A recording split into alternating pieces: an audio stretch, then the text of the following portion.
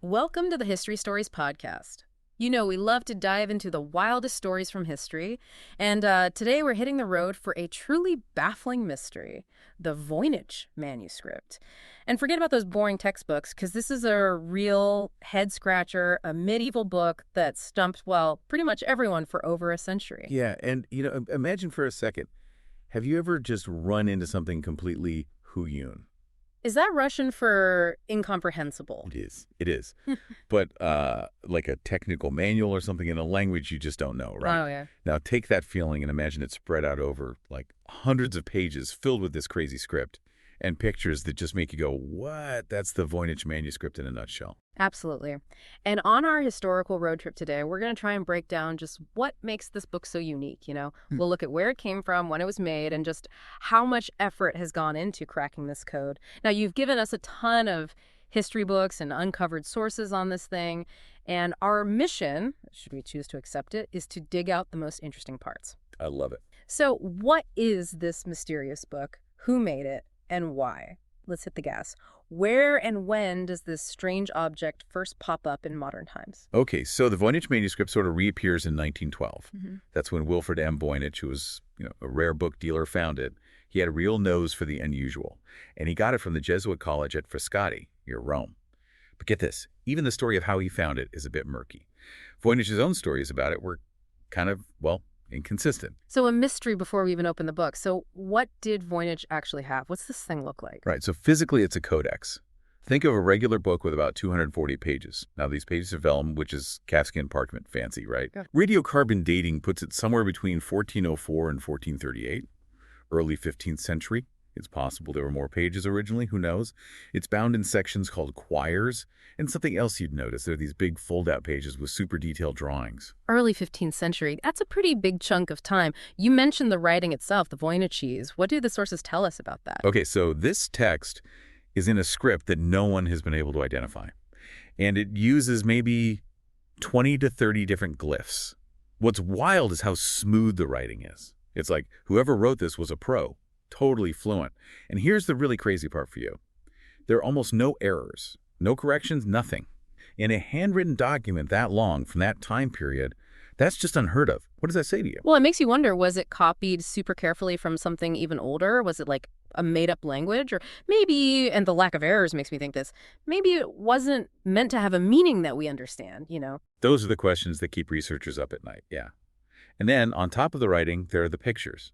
They're done in colored ink with pigment washes. And they seem to be in different sections, like chapters. The first half of the book is mostly detailed drawings of plants. But here's the catch. These plants don't match any known species. Not from back then, not from now. So like a medieval field guide to plants on another planet. That's what it feels like. After the plants, there's an astronomy and astrology section. You see familiar zodiac symbols, but then there are these weird star arrangements. They don't line up with any real star charts. And then, this is maybe the most bizarre part, there's the biological section. Naked human figures, mostly women, interacting with these crazy tubes and bathing in what looks like green liquid. Definitely not your typical medieval manuscript. Right? Then you've got a pharmaceutical section. Pictures of containers, bits and pieces, plants, maybe ingredients for, I don't know, potions. Who knows? And finally, the very end of the book, there's a section that's almost all text, but it's got these star-like markings in the margins. So some people call it the recipes section, some call it the stars section. The important thing is, for you, the way the pictures are organized, it all seems very deliberate. It's like there's a plan, a purpose behind this manuscript. It's not just random scribbles. It seems like Voynich found something truly unique, something that makes us rethink history. What was the reaction when people first saw it? And what was the world like when this book was made? Help us understand the context. When Voynich found it in the early 1900s, he thought it was some kind of lost medieval science book, or maybe even magic. The writing, the pictures, it was obvious this wasn't just some random old book. Now think about Europe in the early 15th century as this crazy time between the Middle Ages and the Renaissance. People were rediscovering ancient Greek and Roman stuff. Humanism was taking off, and there was this new interest in the natural world. But alchemy, astrology, herbal remedies, that was all still big too.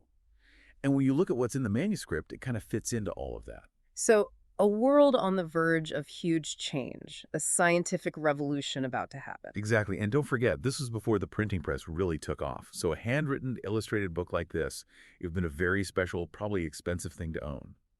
Now, for you, art at the time was becoming more realistic, trying to show the world as it really is. But symbols were still important, too. So you've got artists trying to be accurate, but also hiding deeper meanings in their work. And that's why the weird plants in the Voynich manuscript are so interesting. They stand out. And what about the big players of the time, like the Catholic Church? How did they fit into all of this? Well, the church, as you know, had a ton of power. They controlled knowledge, they could support learning, but they could also shut down any ideas they didn't like. So imagine this manuscript had stuff that went against the church's teachings. Maybe about science, medicine, maybe even something more, shall we say, mystical. A secret code would be a good way to protect that information, right? Only let a few people in on it. A secret language for secret knowledge, maybe even dangerous knowledge. Right. Plus, the early 15th century was a messy time. Lots of wars, changing rulers, all that. Yeah. If you had information that was, I don't know, politically sensitive, you might want to hide it, encode it, maybe for a specific group, maybe to be revealed later. Who knows? So, right from the start, people wanted to crack this code. What were some of the attempts that have been made to decipher it? Give us the highlights. The story of trying to decode the Voynich manuscript, it's a whole thing. Voynich himself thought it was written by Roger Bacon, this 13th century guy who was into science and alchemy. That was based on a letter found in the manuscript. But as you know, later dating proved the book is from the 15th century. So Bacon's out. Then in 1921, this guy, William Romaine Newbold, came up with a wild theory. He claimed he'd found tiny markings within the script, and he said it was ancient Greek shorthand. And according to him, it not only proved Bacon wrote it, but it described a compound microscope hundreds of years before it was supposed to be invented. Oh, that's a bold claim. It is. Yeah. But unfortunately, his work was debunked. Some pretty big flaws in his methods. And then, during World War II, some of the top code breakers in the world, people like William and Elizabeth Friedman, John Tiltman, they tried their hand at the Voynich. These were people who cracked enemy codes, but they couldn't crack Voynichese. Even the NSA, they supposedly used it for training. That shows you how tough this thing is. The best couldn't crack it. Wow. But surely, with all our technology now, we've learned something, right? Oh, yeah, we have. We've got computers and fancy math now, and it's helped us see some patterns in the text. For example, the way letters are used, how often certain words appear. It's similar to real languages. That tells a lot of researchers that the Voynich manuscript isn't just gibberish. There's some kind of linguistic structure there. We just don't know what it is. Okay, so if it's not random, what are the main theories about what it could be? Well, there are a few. Some people think it's an early form of a Romance language, like the ancestor of French, Spanish, Italian. Others think it's some kind of old Turkish dialect. But those theories haven't really caught on, not enough evidence to back them up. What's really interesting for you is that we now think maybe 5 different people wrote this book. That points to a more collaborative effort. Maybe it came from an organization, not just one person. That changes how we think about it. Multiple authors. Man, this thing just keeps getting weirder. What about the idea that it's all a big hoax? Yeah, the hoax theory, it's a popular one. I mean, the pictures are so strange and no one's cracked the code. Makes you think maybe it was a prank to fool collectors, But here's the thing. The parchment itself is definitely from the 15th century. So Voynich couldn't have faked it in the 1900s. Could it be a medieval hoax? Maybe. There's this idea about using a cardon grill. It's a tool from the Renaissance, and you could use it to create text that looks real but is actually nonsense. You basically overlay a template onto a grid of letters. So like a medieval Mad Libs that created a whole book? Sort of, yeah. But then you've got other theories that say it's not a hoax, that it's meant to hide information. Look at the pictures, especially the plants and the pharmacy stuff. They kind of look like real plants and ingredients, right? So maybe it's a medical text or an alchemy book written in code. The biological section with the women in the baths, maybe that's about women's health or some alchemical process using the body. Back then, certain knowledge was kept secret. It was valuable, or maybe even dangerous for the wrong people to know. A cipher, a code would make sense. A secret medical or alchemy guide. That fits the time period for sure. What about the possibility that it's just a language we don't know? A lost language. That's another big theory. Maybe it's a language that died out, or maybe a constructed language, a conlang. Remember how the text has those language-like patterns? That supports this idea. No one's found a clear connection to any known language, but languages do disappear. And making up a whole new language and then writing a book in it, That would have been a huge task in the 1400s. Not impossible, but unusual. Imagining someone inventing a language and writing a book, that's just wild. It is. And then you've got some really out there theories. Some say it's alien writing, some say it's divine language.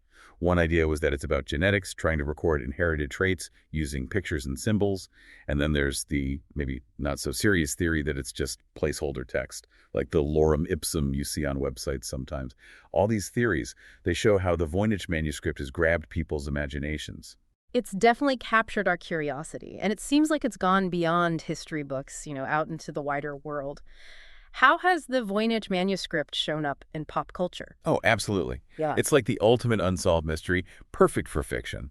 Umberto Eco's book, The Name of the Rose, it's about a monastery with a library full of secrets. Kind of reminds you of the Voynich, right? It's become the symbol of the limits of our knowledge. Can we ever understand everything? And then the internet has blown this thing wide open. There are whole communities online, Voynicheros they call themselves, amateurs, experts from all over the world sharing their theories, their research. It's a global effort now. So like a giant online puzzle that anyone can work on. Exactly. And the Beinecke Library at Yale, they have the actual book, and they've put high-resolution scans online for free. So anyone can see it, study it, and maybe contribute their own ideas. That's awesome. Like they're saying, hey, world, help us solve this. Are there any little details about the book or its history that you find especially interesting? So many. There's a faded inscription on the first page, Jacobi de Tepenech. It's a guy who worked for Holy Roman Emperor Rudolph II, one of the early owners of the manuscript. That gives us a little clue about its journey through time.